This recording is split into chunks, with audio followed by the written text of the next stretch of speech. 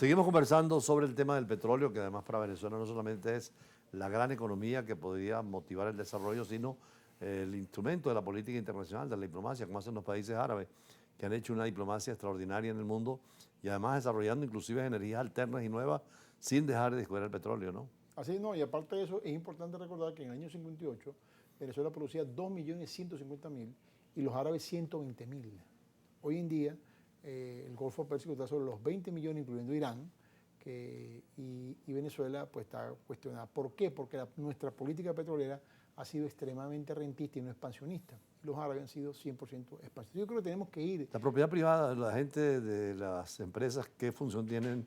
Porque vi que en el mundo árabe muchas son empresas particulares, pero el Estado tiene la política oficial. Chevron arrancó con el príncipe Saúd de las actividades en Arabia Saudita y después nació Aramco, que es una empresa privada propiedad del Estado.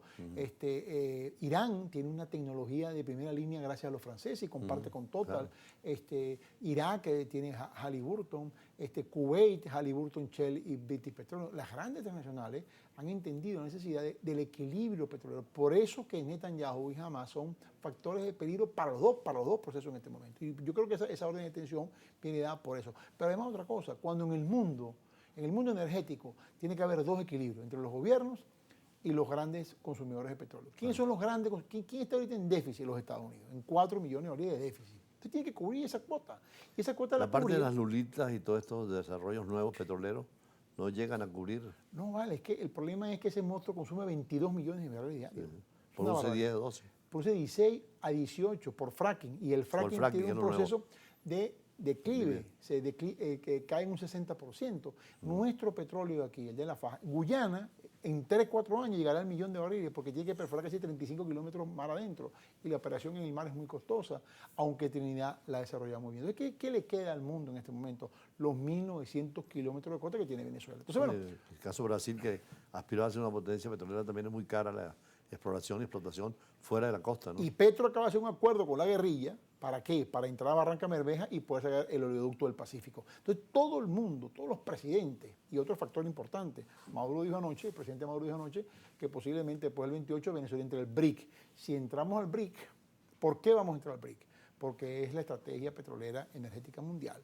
No, que además, con países, con una Asia creciendo frente a Estados Unidos que está en declive, una China, India, que se han convertido en nuestra potencia económica, y los famosos tigres, Taiwán, Corea, Singapur.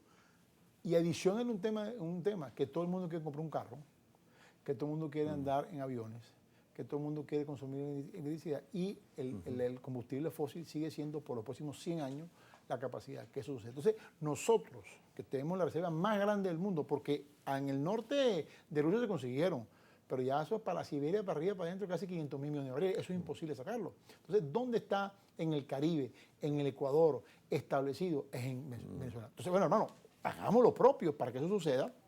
Hagamos lo que yo hago, las zonas económicas especiales, Anzoátegui, Monaga, Falcón y Zulia, Barinas. Hagamos esas zonas económicas petroleras especiales.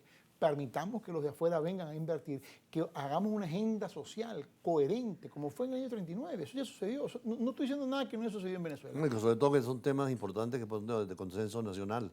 Así como en el Esequibo tenemos una sola política, oposición y gobierno, sería interesante que el petróleo estuviese al margen de la contingencia política. Porque eso le da estabilidad también al que viene. Claro. O sea, el que viene a invertir aquí, firma en este momento con el actual presidente de PDVSA, acaso de nosotros, y ponte tú que el presidente se vaya o renuncie, y el que venga, no, eso no sirve. O sea, tiene que haber una estabilidad en el tiempo para que podamos avanzar y llegar a como fue originariamente en Venezuela. El acuerdo que hizo el general Gómez en el año 14 duró hasta el año 2000 cuando llegó Chávez. Entonces, hubo un acuerdo energético que Venezuela vivió, evidentemente, en posiciones desventajosas. Aprovechemos, en el buen sentido de la palabra, este momento energético para convertir a Venezuela en la gran potencia energética. Y en cuanto a la transformación energética que el mundo reclama, llegar a energías más limpias, poder tener la energía solar, la energía eólica, la hídrica, incluso la nuclear. Bueno, esa es una moda, que con los protocolos y todo eso me parece muy bien y yo creo que para allá vamos. Eso va a ser en 100 años. En este momento lo veo muy complicado porque en este momento sigue siendo el combustible fósil la base operativa de toda esa. Aunque el carbón lo ha ido retirando paulatinamente. Bueno, el carbón era una gran contaminación, pero la pregunta que yo hago es la siguiente: ¿cómo hace Europa en este momento sin gas sin combustible, Han sin- recurrido nuevamente. tienen que volver otra vez al carbón. O sea, entonces, vuelvo otra vez, en el acuerdo energético mundial, la que falta para que eso se equilibre, parece mentira, y lo digo con mucha propiedad, es que Venezuela entre en el consenso mundial del petróleo. Y promover un partido muy importante, que es el PPPT, producir petróleo para todos. No, y es lo que decía el presidente Macron recientemente, la necesidad de levantar sanciones que afectan a los pueblos más que a los gobiernos. En el caso de Irán y Venezuela, Macron pedía precisamente preocupado por la falta de petróleo para Europa, mirando al continente latinoamericano y por supuesto ellos mirando a Irán. Yo tengo una pregunta que es personal, y esto yo lo digo a manera de crear conciencia. ¿Qué pasa? Dios no lo permite, que haya una guerra más salvaje, más fuerte, más cruenta en Medio Oriente. Los Estados Unidos entran en un déficit de 5 a 6 millones de barriles diarios de petróleo. ¿A qué hace? ¿Va a invadir un país para buscar petróleo? Sí, sí. Entonces, señores, por favor, yo creo que es el momento que los líderes tengan coherencia y que nosotros aquí en Venezuela, y lo digo con mucha responsabilidad, tengamos estrategia de mercadeo energético y alcancemos el objetivo. Ahora, en la parte de formación de cuadros para la industria petrolera y sobre todo para la gerencia de comercialización, como es el caso de ustedes, sé que un amigo suyo, Rubén Bolívar, está organizando un centro o una especie de observatorio de energía. Estamos apostando con él. Ustedes tienen también una organización en Sí, bueno, en Estados Texas, Unidos por supuesto, en Texas tenemos una organización con latinoamericanos de todos lados. pero estrictamente latinoamericana, porque los latinoamericanos en Texas son los que se ocupan de la parte de servicio y transporte, ¿verdad? Tanto En materia petrolera. En materia petrolera. La producción, pues evidentemente es mucho más compleja y la manejan las grandes transnacionales. Además, es muy costoso producir en Texas, muy costoso. Y justamente con Bolívar vamos a hacer una gran alianza, vamos a apostar ahora, tengo que llamarlo apenas salga de aquí para conversar con él, porque esa estrategia de Bolívar es importante.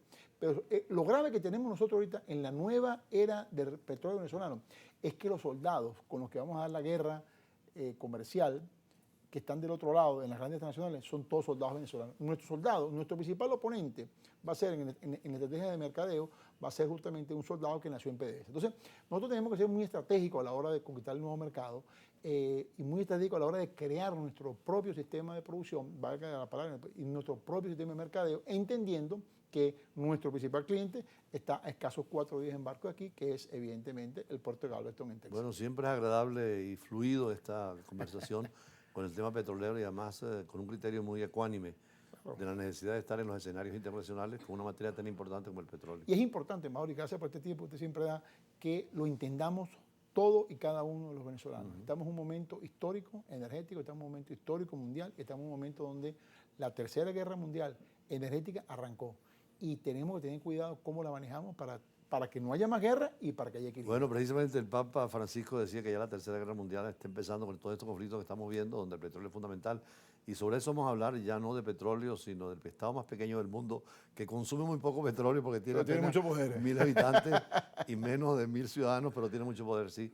La dimensión del Vaticano es menos de 1 kilómetro cuadrado. Así es. Pero tiene un poder Pero enorme. como mandan, ¿no? Sobre eso vamos a hablar con un especialista en el Vaticano. Ya regresamos, despedimos a Alejandro Terán, director de Latin American Oil, Gas and Energy. Ya venimos.